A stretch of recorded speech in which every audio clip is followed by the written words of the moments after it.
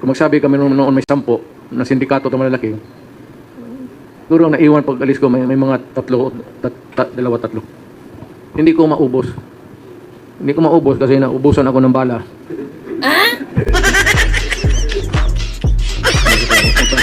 Magpuntahan lang tayo. Huwag na tayo maglaro-laro dito.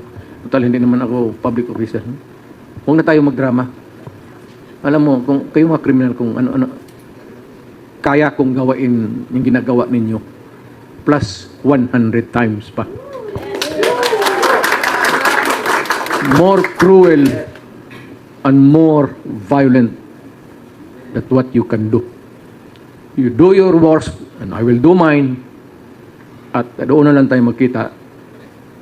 Kasi pagdating ninyo, may surprise kayo. Kasi dapat mauna ako. Kasi pagdating ninyo sa impyerno, magtaka kayo si Satanas, wala na sa trono nila. Oh, I'll give you a riddle. Sinong nakaupo pagdating ninyo sa doon sa impyerno? Sino nakaupo sa trono ni Satanas? You guess. Do it. Si Satanas nagamanicure lang yan sa paa ko.